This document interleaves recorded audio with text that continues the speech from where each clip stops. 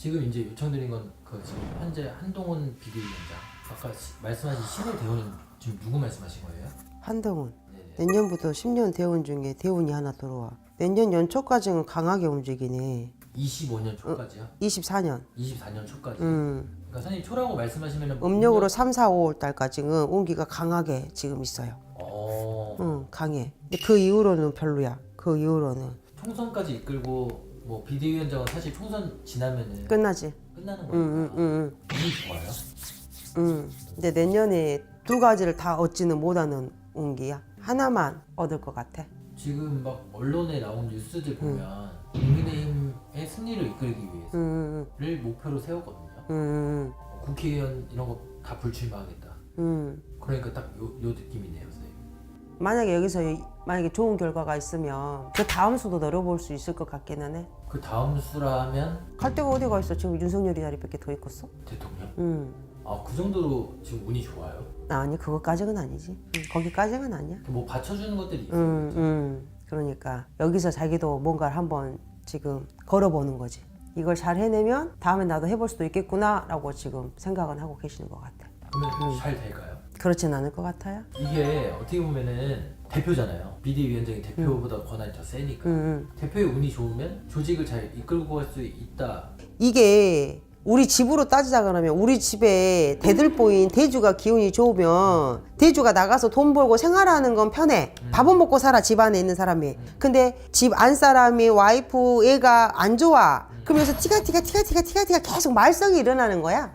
한동훈이 이분이 뭐 비대위 대표를 했어. 네네. 하면 어떻게든 끌고 가려고는 하겠지. 아마 최대한 역량을 발휘해서 아마 잘 마무리 치려고 노력은 하실 거야. 근데 원하는 만큼의 결과치는 아니야. 자기한테 운기가 좋은 거지 이 전체를 끌고 가기에는 좀 작아. 그러니까 이거네요, 선생님.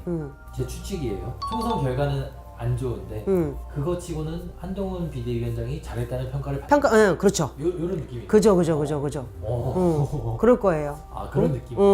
그래서 자기 자리, 자기 입지를 조금 만들어 놓는 이번에 계기가 될 거야, 총선이. 그 테스트 삼아서 자기도 큰 모험을 지금 하는 거야. 한동훈 비대위원장하고 김건희 여사님하고 궁합은 어때요? 원진이에요. 처음은 좋으나 끝이 좋을 수가 없는 토사구팽 되겠죠? 좋아요. 누구겠어요? 여사겠어요? 한동훈이겠어요? 여러분이 알아서 생각하세요. 너무 딱딱 들어맞잖아.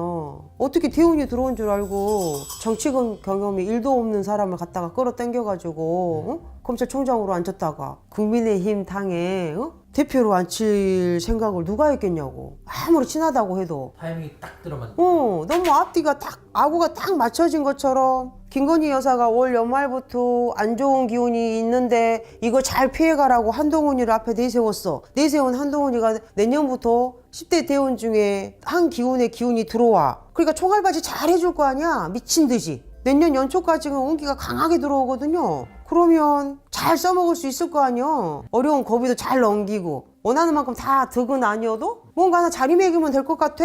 그리고 나서 마지막 끝이 좋으면 이 한동훈이를 나중에 다시 한 번 더 대선에 내보낸다든지 뭘 한다든지 할 거고. 안 좋다. 그럼 각자 도생, 각자 살 길 찾아서 가면 이거 꼭 너무 아구가 탁탁탁탁 이렇게 들어맞는 느낌이라는 거지. 총선 전에 보좌관들이나 아는 분들이 들고 오잖아요. 그때 딱 어드바이스를 받고 한 것처럼 너무 딱 아다리가 맞아 떨어지니까. 그리고 한동훈이도 계속 그랬거든. 자기는 절대 안 할 거라고.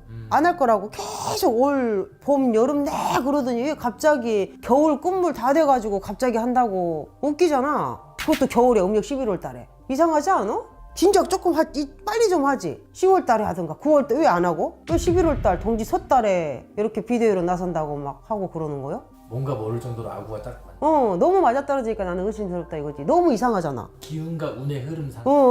딱 기다렸다가 하는 것처럼. 기다렸다가 탁 하는 것처럼. 근데 만약에 제가 이렇게 들고 왔으면 선생님께서도 이렇게 해라 할 정도로. 그죠? 운기가 좋으니까 화살바지로 쓰는 한동훈이도 화살을 덜 맞을 거고 뒤에서 대피하고 있는 사람들도 무사 안녕할 거고 요 고비만 넘기면 되니까 한동훈이를 앞에 내세우는 건 국민의당 힘을 키우고 뭔가를 하기 위한 목적은 아닌 것 같아요. 여기까지. 나 잡혀 들어가겠네. 끝! 네, 선생님 안녕하세요. 안녕하세요. 선생님 이번 연도 2024년도에 한동훈 지금 원래 법무부 장관이었다가 지금 국민의힘 대표 자리에 있는 걸로 아는데 그분의 확영 점사 부탁드리겠습니다. 일단은 제가 이제 한동훈 장관의 이제 확영을 먼저 볼 때는 존칭은 생략하고 네. 제가 이제 확영상으로 순수하게 이제 보여지는 걸 봤을 때는 웨이트하는 모습이 처음에 보이고 사람들이 뭔가를 이렇게 준비하는 모습이 보일 때는 그렇게 이렇게 웨이트하는 모습들이 보여요. 뭔가 이분이 이 가까운 과거 상황서부터 이미 뭔가 이제 준비는 하고 있었다는 거죠. 그러고 이제 철봉이라는 거는 내가 이제 그 끌어올리는 힘인데 이분은 힘있게 그거를 이렇게 계속 올리고 내리고 하더라고요. 그럼 나름대로 자기가 어떤 강한 의지를 보이는 거예요. 그리고 이제 새해가 이제 밝이는 어떤 그런 시점에서 산능선이 보인다는 거는 산과 연관되어 있는 건 대부분이 보면 직업적인 부분이에요. 산능선에 이제 올라서 이제 의욕적인 어떤 모습들이 쫙 펼쳐지고 특유의 어떤 여유로운 그런 웃음 있잖아요.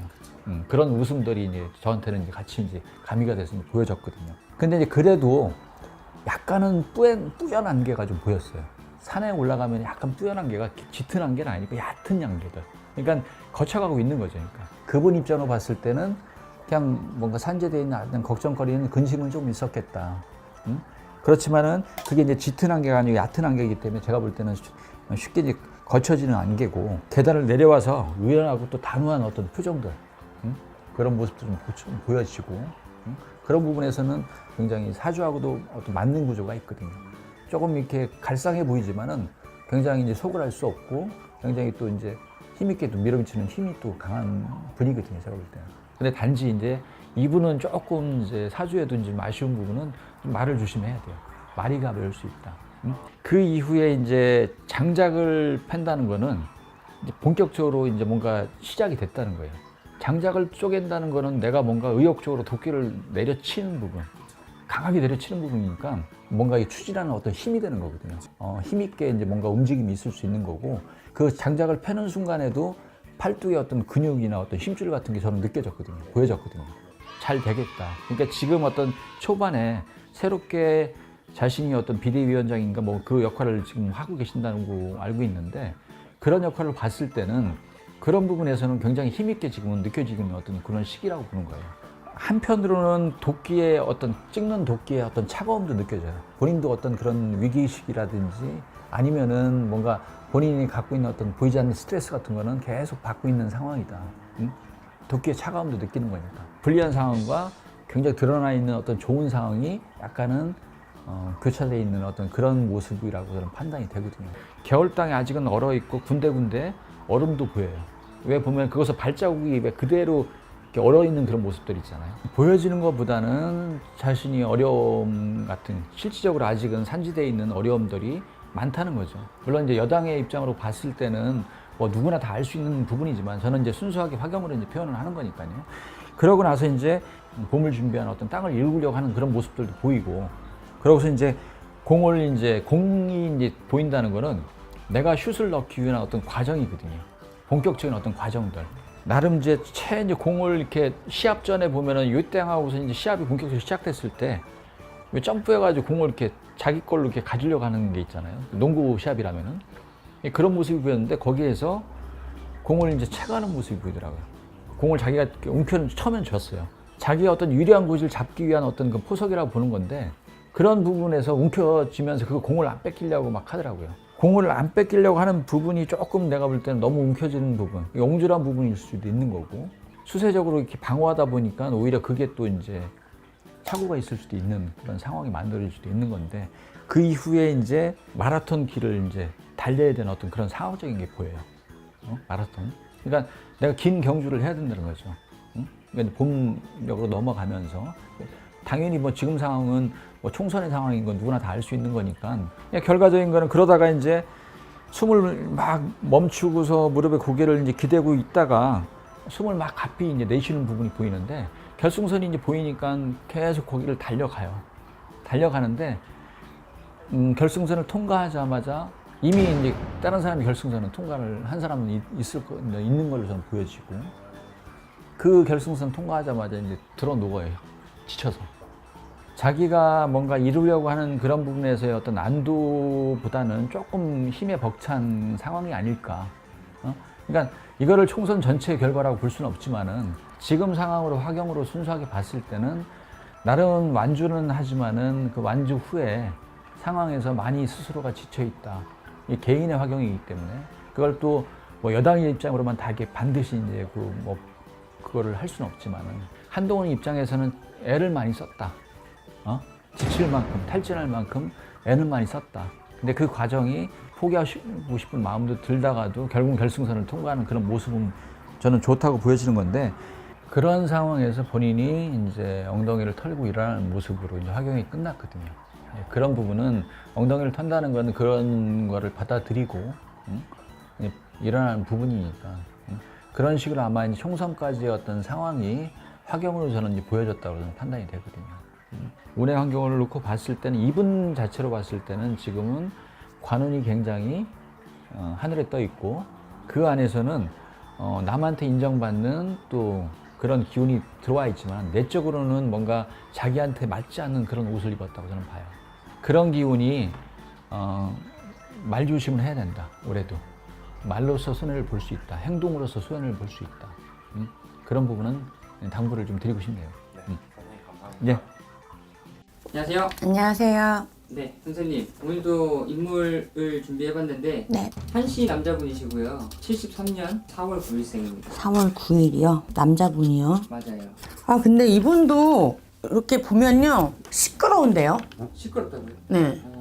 주변이 조용하진 않았겠다라고 생각이 들어요. 2, 3년간은 이분도 살아가면서 위기가 있었고, 병마도 이렇게 많이 있었고, 아픈, 몸수로 이렇게 아픈 곳이 많았었다. 네. 그리고 문서로 인한 사고도 보이고, 사건, 사고가 끊이지는 않았다라고 보여져요. 네. 성격으로 보면은 대범하기는 하지만 자신을 드러내는 거를 굉장히 싫어한다. 자손을 위해서 굉장히 헌신한 게 보여져요. 만약에 서류에 막 조작 같은 거 있죠. 네. 그런 것도 굉장히 많이 보여져요. 3년 동안은 이분도 편하게 살지는 못했다라고 말씀을 하시네요. 관제라든지 문서에 대한 손해라든지 건강상의 뭐 수술수라든지 이분은 그걸 다 겪었어야 돼요. 성형 좀 어때 보이세요? 이분도 바람기는 있어요. 네. 바람기는 있고요. 꼼꼼하기도 하고요. 조상에서 되게 많이 돕는다. 이렇게 조상 접대를 굉장히 많이 하는 걸로 나오고요. 네.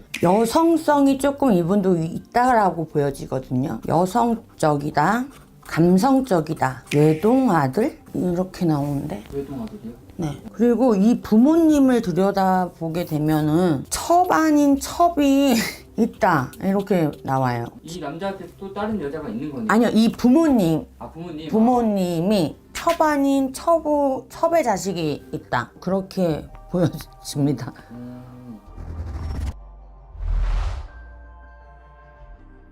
이분 같은 경우에는 현재 법무부 장관 한동훈 장관이거든요.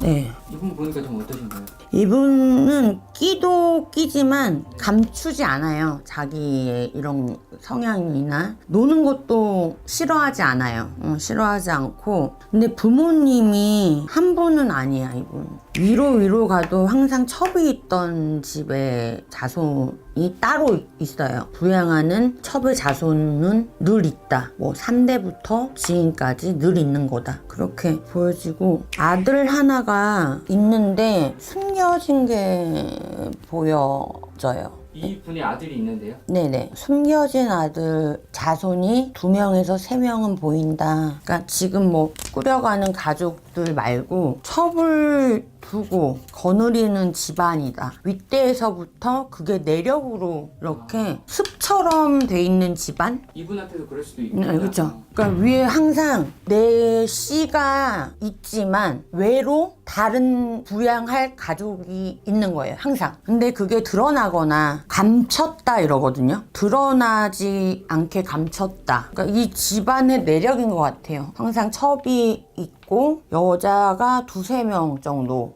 있는 그 윗대에서부터 그런 내력이 있는 집안으로 보여요. 그리고 굉장히 이 집안의 양반 집안이다. 양반 집안이고 나라에 종사는 하되 약간 장군 쪽으로 많이 보이거든요. 뭐 할아버지 할머니나 윗대분들도 나랏밥을 먹는데 장교, 경찰 이런 걸로 보여져요. 그런 집안이 아닌가. 이분은 장관 자리가 이제 최고일까요? 아니면 그 이상까지 올라갈 수 있을까요? 이분은 자기가 퇴임을 한다는 얘기를 할 거예요. 너무 이제 나라가 시끄럽기도 하고 그렇다 보니까 자기가 뭔가 이슈가 되기 전에 퇴임하겠다라는 의사를 표현하지 않을까. 한 내년 한 7월 정도에 뭐 사건이 아닌 본인 의사로 퇴임하겠다고 이렇게 밝히지 않을까, 입장을 표현하지 않을까 싶어요. 네.